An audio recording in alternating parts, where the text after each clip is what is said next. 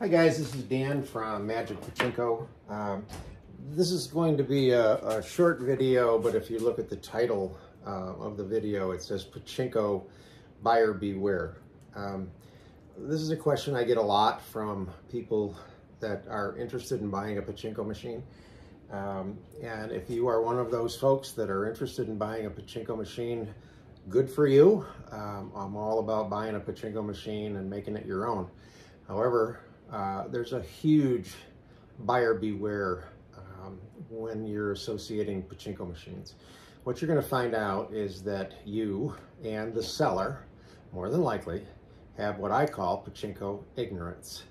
And that doesn't mean that either one of you are stupid by any stretch of the imagination. It simply means you don't know enough about Pachinkos to make an educated buying decision or be an educated seller.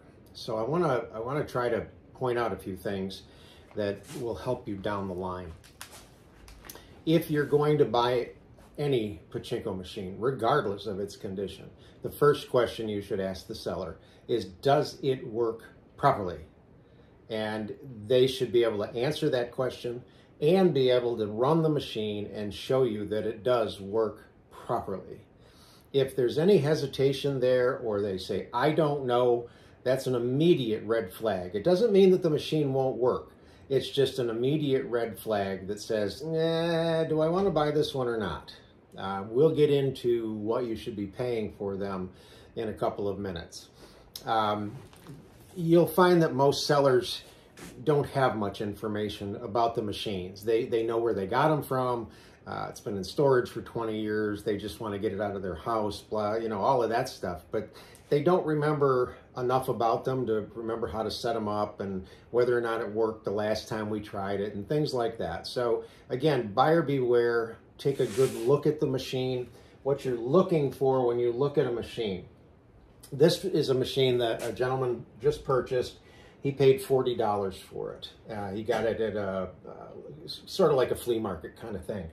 $40 for a machine like this is a good price. No doubt about it. I would pay $40 for this machine all day long. However, unless you understand Pachinkos and know what makes them work, what you're buying without any other information is a lot of headache, and you may find yourself very frustrated that the machine doesn't work. Quite often they do. Usually, and I'll say Nisogens because I like Nisogens, but most of the Nisogens that I get in the shop, I load them up with balls, they work just fine. This particular one, I loaded this one up with balls and it just didn't work the way it was supposed to. And I'll tell you a few things about this particular brand. This is a Sanyo.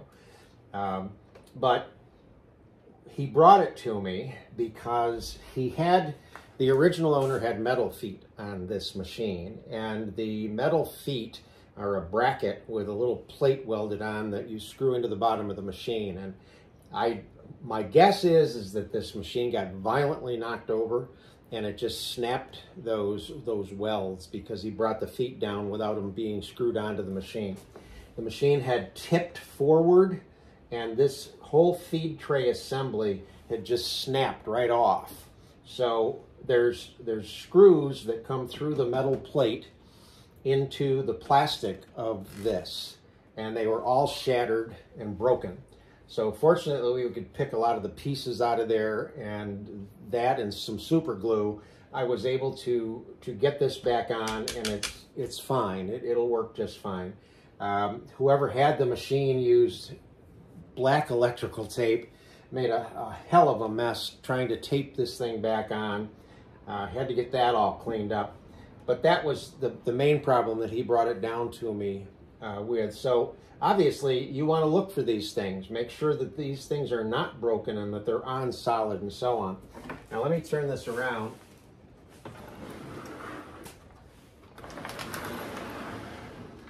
And if you notice up in this corner, the hopper up in here, the machine again probably tipped, and this corner broke. I put some Insta-glue in here, and because there was a chunk missing, I just taped it. Not pretty, but just serves the purpose. All right, the rest of the machine was not bad. Missing the jack or the seesaw cover, which most of the machines are. This did have a 9-volt wired in, and it was actually wired into the circuitry properly. The lights didn't work. I'm pretty sure the bulbs were just shot. I'm waiting to talk to the owner and find out if he wants to pay to upgrade it to a 12-volt system. We'll put 12-volt lights in and get all of that working. But when I first started to test the machine, it simply wasn't cycling the way it's supposed to. And one of the biggest problems with a Sanyo, and I probably should have made the video when I had it apart, but inside about here is a platform right underneath the jackpot. And that platform sits like this. When you get a win, these balls drop onto that platform, and the weight tips it down and lets the balls run out so that you get the prize, and then it resets. Now, when I do my restorations and tear these things all apart, any moving part has to move with no resistance whatsoever. If there's any resistance at all, they typically just won't work the way they're supposed to. So, unfortunately with Sanyos, and I haven't figured this out yet, why, but on every one I've ever done, there is a pivot, and then the plastic part of that shelf goes over that pivot, and then it will pivot like this. Now, I don't know if it's age, I really have no idea why, but for some reason, the plastic is tight on that pivot so that tray won't go up and down like it should. And if it doesn't, it totally affects the way that this machine will play. In fact, it makes it unplayable. So what I ended up doing is I took most of the screws out of this cover. I was able to peel it back, get in there, get that part out. I drilled through the plastic bushing, made it larger, put it back in, and now it flip-flops back and forth exactly like it should. So you have to do that to almost every Sanyo. But again, a buyer who's not aware of these things would never know that that's what the problem is, and would end up with a machine that just simply doesn't work. So when I finally got that portion of it taken care of, I started putting what you do when you test these things is you just drop a ball in all the tulips and the pay pockets and things like this. Now on the front of the machine, there are 2 tulips, and this is what's called a pass-through tulip. When the ball goes into this tulip, it goes through the tulip into the one below it. So ideally, you want to start right here to go all the way down through and open both tulips. When the tulips are open, it's a much larger target. When they're closed, so I was dropping balls in there, and they just weren't opening and closing like they should. So 4 screws, take it out, 4 screws, take it out. Now I've got both tulips in my hands, and all of a sudden I look, and this is what I found inside of there. It looks like a popsicle stick. I don't know what the grooves were, but it's broken. So the only thing I can assume is that a ball got stuck in there. Somebody stuck a popsicle stick in there trying to unjam it and snap this off, and it stayed behind. And that just doesn't let the balls go through the tulips like it should. All the rest of the pay pockets were fine. It was just these 2. So again, this is something you wouldn't see if you were thinking of buying this machine. So that's why I say it's very, very important that when you buy a machine, you ask the owner, does it work? And does it work properly? And ideally, they should be able to load it up, and you should be able to play it before you buy it. Lighting, whole different ball game. Most people have no clue about the lighting. Some people do hook up a 9-volt battery, and this one did have a 9-volt clip on it. And again, I believe the lights would work, but I'm going to probably switch them over to 12 volts. But now, let me get the catch. Okay. Now, if you notice,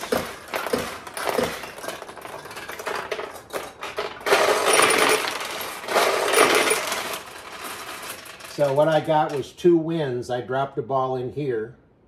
It went in, out, through here, and then another ball followed it in.